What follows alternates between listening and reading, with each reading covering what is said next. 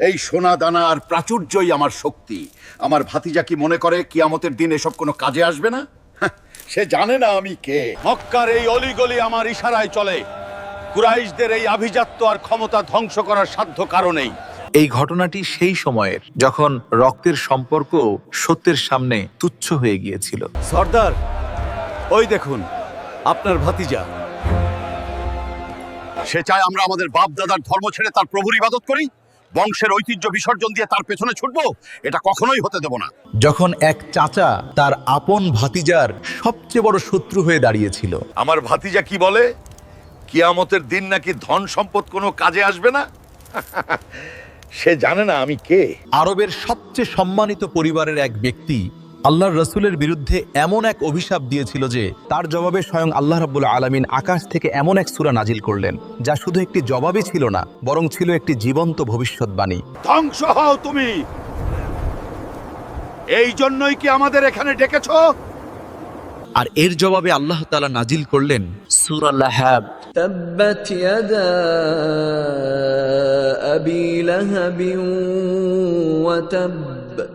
কেন একজন চাচা তার ভাতিজার প্রতি এতটা বিদ্বেষী হয়ে উঠল? কি এমন ঘটেছিল সাফা পাহাড়ের চূড়ায়, যার কারণে আল্লাহ তাআলা পবিত্র কুরআনে চিরদিনের জন্য আবু লাহাব এবং তার স্ত্রীর পরিণতির কথা লিখে দিলেন? আর সবচেয়ে গুরুত্বপূর্ণ প্রশ্ন হলো, 1400 বছর আগের এই সূরা আজ আমার এবং আপনার জন্য কতটা প্রাসঙ্গিক, জানবো আজকের এই ভিডিওতে। বিসমিল্লাহির রহমানির রহিম। تبت يدا أبي لهب وتب ما أغنى عنه ماله وما كسب। ঘটনাটি শুরু হয় তখন যখন আল্লাহ তাআলা তার নবীকে নির্দেশ দিলেন, এবং আপনি আপনার নিকটাত্মীয়দের সতর্ক করে দিন। এই আয়াত নাজিল হওয়ার পর রাসূলুল্লাহ মক্কার সাফা পাহাড়ের চূড়ায় উঠলেন। এটা ছিল আরবের রীতি। যখন কোনো বড় বিপদ বা গুরুত্বপূর্ণ ঘোষণা থাকত, তখন পাহাড়ের চূড়া থেকে চিৎকার করে সবাই ডাকা হতো। ইয়া সাবাহা। আরে আরে, ওটা কার কণ্ঠ? মনে হচ্ছে আলামিনের গলা। মোহাম্মদ বিন আব্দুল্লাহ। চলো দেখি কি হয়েছে। তার ডাক মানে নিশ্চয়ই কোনো বড় ঘটনা ঘটেছে। মুহূর্তের মধ্যে কুরাইশের সমস্ত গোত্রের লোকেরা, বনু হাসিম, বনু উমাইয়া, বনু মাখয়ুম, সবাই এসে জড়ো হলো। যারা আসতে পারেনি তারা তাদের প্রতিনিধি পাঠিয়ে দিল। আচ্ছা, আমি যদি তোমাদের বলি যে এই পাহাড়ের ওপারে এক বিশাল শত্রু বাহিনী তোমাদের উপর আক্রমণ করার জন্য অপেক্ষা করছে, তোমরা কি আমার কথা বিশ্বাস করবে? অবশ্যই বিশ্বাস করব।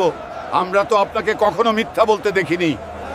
আপনি আলামিন, আপনি আস-সাদিক। যখন সবাই তার সততার সাক্ষ্য দিল, তখন তিনি সেই আসল বার্তাটি দিলেন যার জন্য তাকে পাঠানো হয়েছে। তবে শোনো, আমি তোমাদেরকে এক কঠিন আযাবের ব্যাপারে সতর্ক করছি। তোমরা বলো লা ইলাহা ইল্লাল্লাহ, তবেই তোমরা সফল হবে। এই কথা শোনার সাথেই ভিড়ের মধ্য থেকে একজন লোক রাগে ফেটে পড়ল। সে ছিল রাসূলের আপন চাচা আবু লাহাব। তাব্বান লাকা সাইরাল ইয়াউম আলী হাজার জামাস্তানা। তোমার সর্বনাশ হোক সারা দিনের জন্য। এই কথা বলার জন্যই কি আমাদের এখানে জমা করেছো?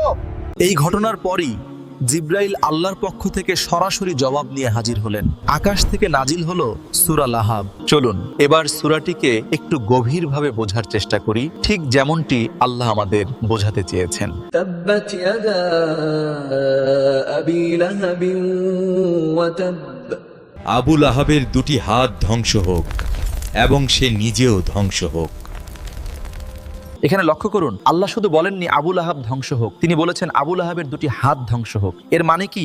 হাত হলো মানুষের কর্ম, শক্তি, পরিকল্পনা এবং ক্ষমতার প্রতীক। আল্লাহ বলছেন ইসলামের বিরুদ্ধে তার সমস্ত পরিকল্পনা, তার সমস্ত প্রয়াস, তার সমস্ত শক্তি সবকিছু ব্যর্থ হয়ে যাক। আর দ্বিতীয় অংশে ওয়াতাব এবং সে ধ্বংস হয়ে গেছে বাক্যটি অতীতকালে ব্যবহার করা হয়েছে। অর্থাৎ আল্লাহ শুধু বদদোয়া করছেন না, বরং রায় ঘোষণা করছেন যে তার ধ্বংস অনিবার্য এবং তা হয়েই গেছে। যদি সেই কিয়ামতের দিন এসেই পড়ে, আমি আমার এই সমস্ত সম্পদ আর আমার ছেলেদের দিয়ে নিজেকে ছাড়িয়ে নেব।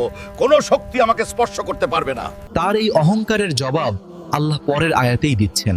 ما أغنى عنه ماله وما كسب। তার ধন সম্পদ ও যা সে উপার্জন করেছে তা তার কোনো কাজে আসবে না।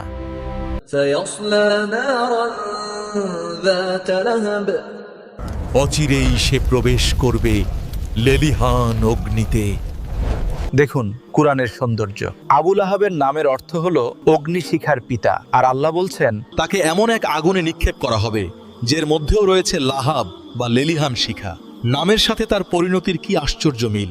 وامرأته حمالة الحطب এবং তার স্ত্রীও, যে ইন্ধন বহন করে। তুমি কি শুনেছো মুহাম্মদ আমাদের দেবতাদেরকে নিয়ে কি বলছে? সে আমাদের মধ্যে বিভেদ তৈরি করতে চায়, তাকে থামাতেই হবে। সে ছিল একজন চগলখোর। মানুষের মধ্যে হিংসা ও বিদ্বেষের আগুন লাগানোর জন্য কথা এক জায়গা থেকে অন্য জায়গায় বয়ে বেড়াতো। লাত ও উজ্জার কসম, আমি আমার এই হাড় বিক্রি করে দেব মুহাম্মদের বিরুদ্ধে যুদ্ধ করার জন্য।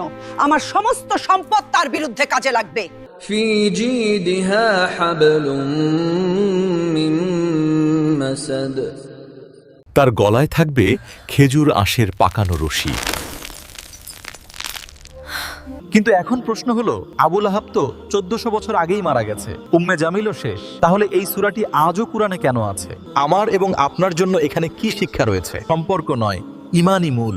আবুল আহাব নবীজির আপন চাচা ছিল, কিন্তু রক্ত বা বংশ পরিচয় তাকে আল্লাহর আযাব থেকে বাঁচাতে পারেনি। আবুল আহাবের মতো আজও পৃথিবীতে অনেক ক্ষমতাধর মানুষ আছে যারা নিজেদের সম্পদ ও শক্তির অহংকারে সত্যকে অস্বীকার করে। এই সূরাটি তাদের জন্য একটি সতর্ক বার্তা যে আল্লাহর সামনে তাদের এই ক্ষমতা একেবারেই তুচ্ছ।